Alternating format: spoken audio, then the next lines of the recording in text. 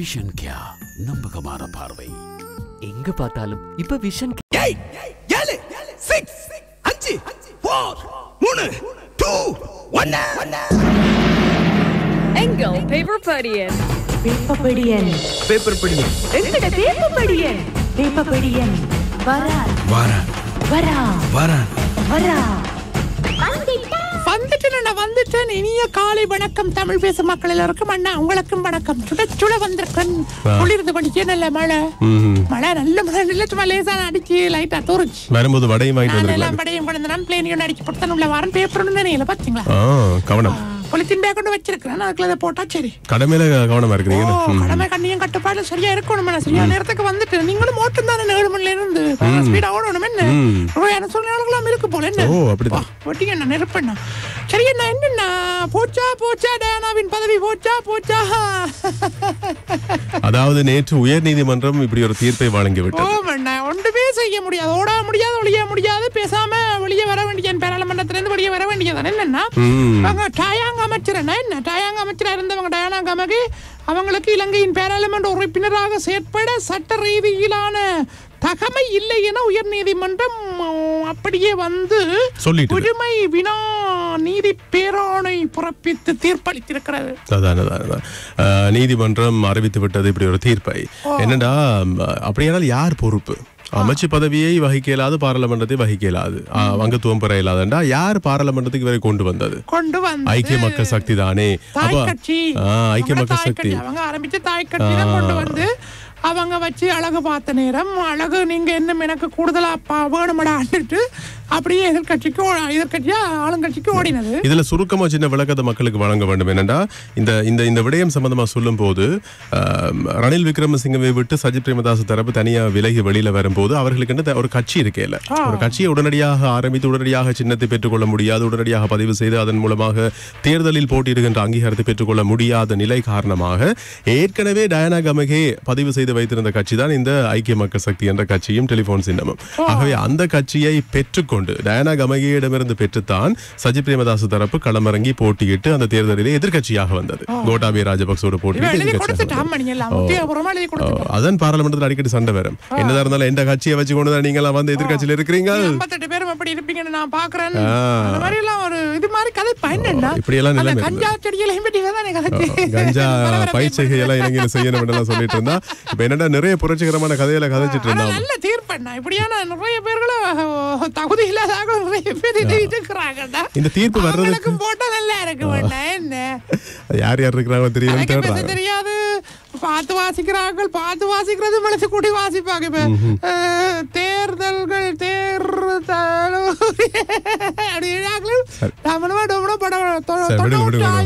9,900 திரும்ப சொல்லு viral video பாத்துறீங்களா? விடுங்க என்ன செய்யறது? இப்ப டயானா கமகே என்னடா பிரித்தானிய பிரஜா உரிமை பெற்ற ஒருவர், அவருக்கு பிரித்தானிய பாஸ்போர்ட்டும் இருக்கு. அப்ப பிரித்தானிய பிரஜா உரிமை பெற்ற ஒருவரால இலங்கையில பாராளுமன்றத்தில் இருக்க முடியாதுன்றதான் உண்மையான சட்டம். அதைத்தான் நீதிமன்றம் நேற்று அறிவித்திருக்கிறது. ஸ்ரீலங்கன் விமான சேவையில் 790 பேரை ஏன் இணைத்தோம்? சபையில் அமைச்சர் நிமல் விளக்கம், மறுசீரமைப்பின் அவசியம் குறித்தும் எடுத்துரைப்பு என்கிற செய்தியும் வந்து என்ன காரணம் என்றா ஏற்கனவே நட்டத்தில் இயங்குற நிறுவனம் என்று சொல்லப்படுற இந்த நிறுவனத்துக்கு ஏன் புதிதாக இவ்வளவு பேர் இணைத்தீங்களா கேள்வி கேட்டாங்க. சரியான நட்டத்திலையும் சரியான இதுலயும் போகுது. அப்புறம் ஏன் இவ்வளவு பேர் இணைத்தார்கள்? அதுக்கு அவர் பதில் சொல்லியிருக்கிறார் அமைச்சர் நிமல் சிறிபாடு சில்வா. ஏனென்றா அவ்வளவு பேர் வேலையை விட்டு போயிருக்கிறாங்க. வேலையை விட்டு போனா வேலையை செய்யறதுக்கு ஆட்கள் எடுக்கத்தானே வேணும். நாங்க வேற ஒண்ணு சும்மா ஆட்கள் எடுக்கலன்னு சொல்லி சொன்னேன். தேர்தல்கள் உரிய நேரத்தில் நடத்தப்படுவது அவசியம். நீதியான தேர்தல் நடத்த சகல தரப்பினரும் ஒத்துழைக்க வேண்டும் என்கிறார் ஆணையாளர் நாயகம் சமன் ஸ்ரீரத்நாயக்க. உண்மைதானே, ஜனநாயக நாடுனா தேர்தல் உரிய நேரத்தில் நடத்தப்பட வேண்டும். ஆனா இலங்கையில் நடத்துறதுக்கு பணம் இல்ல. ஐக்கிய மக்கள் சக்தி சட்டபூர்வமானதா? டயானா விவகாரத்தை வைத்து சபையில் சர்ச்சையை கிளப்பிய அமைச்சர் காஞ்சன விஜயசேகர். ஏனண்டா அவருக்கே இருக்க முடியாதுண்டா, அவருடைய கட்சியை வச்சு கொண்டு வந்திருக்கிற நீங்கள் எப்படி பாராளுமன்றத்தில் இருக்க முடியும்? சார்பா இல்ல சொல்றேன். டயானா கமகே இங்க இருக்க முடியாதுன்னு தீர்ப்பு வழங்கப்பட்டிருக்கு. பிறகு அவர் தந்த கட்சியின் போட்டியிட்டு நீங்கள் எப்படி இங்க வர முடியும் என்று சஜித் பிரேமதாச தரப்பை பார்த்து காஞ்சன விஜயசேகரை கேட்டார். விக்ரமன் ஐக்கிய மக்கள் சக்தி தீர்மானம் போராசா போ பெரிய கொழும்பு மேயர் பதவிக்கு ஆசைப்பட்டு தானே ராஜினாமா செஞ்சது. என்னன்னா அது ஒரு தியாகமாக பார்க்கப்படுகிறது. எலெக்ஷன் நடக்க 2 நாளா இப்ப பேசிக்கொண்டே இருக்கிறாரு. அவை இப்ப திரும்ப எம்பியா போறாரு. என்னென்றால் ஐக்கிய மக்கள் சக்தி என்ன சொல்லுதண்டா, இவர் செய்தது ஒரு பெரிய ஒரு தியாகம். அந்த நேரத்துல பாராளுமன்ற உறுப்பினர் பதவியை துறந்து விட்டு கட்சிக்காக களமிறங்கி மேயர் தேர்தல் வேட்பாளராக இறங்க போனார். அதனால அப்படி ஒரு நல்ல முடிவெடுத்து கட்சிக்காக தான் இப்ப லிஸ்ட்ல பேரிட்டிருக்காங்க. நீ அங்கீகரித்தால் பதவி கிடைக்கும். சரி சரி. காலநிலை மாற்றத்துக்கு பொதுவான சட்டம் மூலம் ஜனாதிபதி ரணில் தெரிவிச்சிருக்கிறாருன்னா, அதே மாதிரி சம்பள அதிகரிப்பு ஜூன் 10ஆம் தேதி வழங்கப்பட வேண்டுமாம். வடிவேல் சுரேஷ் அரசாங்கத்திடம் கோரிக்கை விட்டிருக்கிறார். பெருந்தோட்ட தொழிலாளர்களுக்கு வர்த்தமானி மூலம் அறிவிக்கப்பட்ட 1700 ரூபாய் சம்பளம் எதிர்வரும் ஜூன் மாதம் 10ஆம் தேதி வழங்கப்பட வேண்டும் என்று சொல்லப்பட்டிருக்கிறது. சரியா? பேருமலை குப்பை மாடு பிரச்சனைக்கு விரைவாக தீர்வு காண வேண்டும்.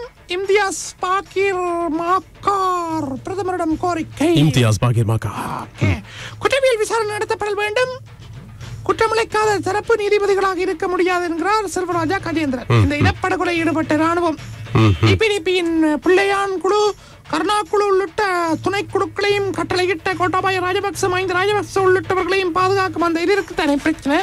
அது குற்றமிழைத்த தரப்பு நீதிபதிகளாக இருக்க முடியாது என்று அவர் சொல்லியிருக்கார். குற்றம் அவருடைய கருத்தை அவர் வெளியிட்டிருக்கிறார். குற்றமளித்த தரப்பு நீதிபதிகளாக இருக்க முடியாது என்று அவர் சொல்லியிருக்கிறார். சரி சரி. அதே மாதிரி பொருளாதாரத்துக்கு கனடா உதவும். நிதி ராஜாங்க அமைச்சரிடம் கனடிய உயர்ஸ்தானிகர் உறுதி என்ற செய்தியும் வந்து கிடக்குது. எல்லாம் ஹெல்ப் பண்ண காத்துட்டு இருக்காங்க. கோவிட்-19 தடுப்பூசி மருந்தை வாபஸ் பெறும் அஸ்ட்ராசெனிகா பக்க விளைவுகள் குறித்து ஒப்புக்கொண்ட நிலையில் நடவடிக்கை. அதே மாதிரி 10 ஆண்டு காலத்துக்குள் டாலர் லாபம் அடையும் சபையில் நளின் பண்டார எம்பி தெரிவிச்சிருக்கிறார்.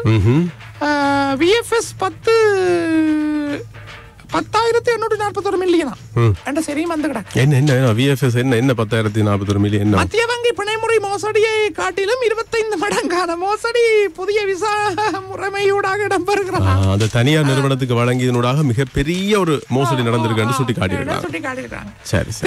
பத்திரிகையின் பிரதான தலைப்புச் செய்தியாக தமிழ் மக்களை இனப்படுகொலை செய்த போர் குற்றவாளிகளை பாதுகாக்க புதிய செயலணி. குற்றமிழைத்த தரப்பு நீதிபதிகளாக இருக்க முடியாது.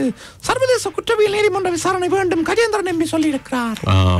இப்பதான் அந்த செய்தி பாத்தீங்களா? அதாவது குழுக்களை அமைத்து அரசியல்வாதிகளையே வைத்து விசாரிக்கிற பேர்ல நீங்க செய்ய வலிக்கிற நாடகங்களை விடுங்கன்ற மாதிரி அவர் கதைச்சிருக்கிறார். ஓகே. அப்ப அந்த செய்தி இன்றைக்கு பிரதான செய்தியாக வந்து கிடக்குது. கஜேந்திரன் கூறுவது கவலை தருகிறது. ராஜாங்க அமைச்சர் தாரக பாலசூரிய சொன்ன செய்தி வந்து அப்படி கதைக்க கூடாதுன்னு அவர் சொல்றார். இப்படி நீங்க கதைக்க கூடாது அப்படின்னு சொல்றார். கட்டமிடப்பட்ட செய்தியாக நாகதம்பிரான் ஆலயத்தை நாகவிகாரையாக்கிய பிக்கு திரியாயில் பிக்கு அடாவடி என்கிற செய்தி வந்து கிடக்கு. நல்லிணக்க ஆணைக்குழு ஏமாற்று வேலை வேண்டாம் என்கிறார் செல்வம் எம்பி.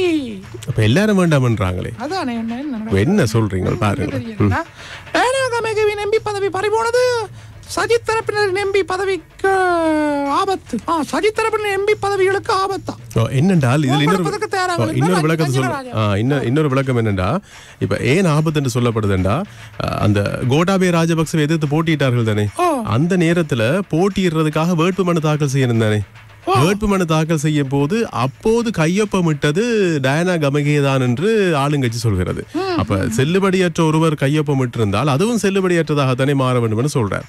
ஆனால் எதிர்கட்சியாக இருக்கிற ஐக்கிய மக்கள் சக்தி சொல்கிறது, இல்ல அவ கையொப்பமிட்டு நாங்கள் போகல, எங்களுக்கு கையொப்பமிட்டது ரஞ்சித் மதுவ பண்டார என்று சொல்கிறார்கள். என்னடாலும் நீதிமன்றத்தில் பார்த்துக் கொள்வோம் இப்ப ஆளுங்கட்சி சொல்லியிருக்கு. ரணில் என்றால் மஹிந்த ஆதரவு. இருவரும் ரகசிய சந்திப்பு. நேற்று மஹிந்த ராஜபக்சரை கேட்டாங்க, அடிக்கடி கூட தம்பி சந்திச்சு கதைக்கிறாரு என்ன மாதிரி. சந்திப்பெல்லாம் வெற்றி, எல்லாம் சாதகமா போயிட்டு இருக்குன்னு சொல்றேன்.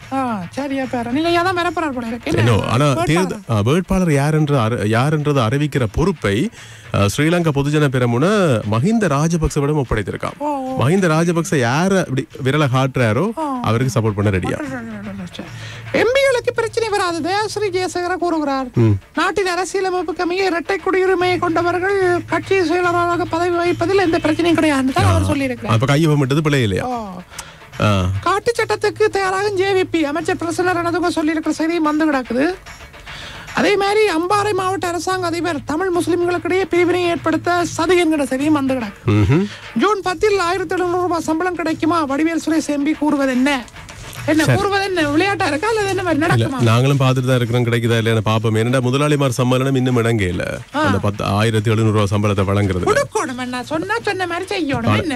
அதுலயும் இப்படித்தானே 1350 ரூபாய் மாதிரியான ஒரு சம்பளம் தான் கிடைக்கிறதுக்கு வாய்ப்பு இருக்காம். அதுவும் எல்லாருக்கும் கிடைக்க வாய்ப்பும் இல்லையாம் என்று வேலுகுமார் எம்பி சொல்றார். பாத்தீங்களா என்ன நடக்குது வச்சு என்ன விளையாடுறாங்களா என்ன எங்களோட மக்களை வச்சு. சரி அண்ணா, அப்ப நான் போயிட்டு வரேன். சரி, இப்ப நாளைக்கு சந்திப்போம் அண்ணா. போட்டு வரேன். பாய் பாய் டாட்டா. பேப்பர் படியம் போலாம்.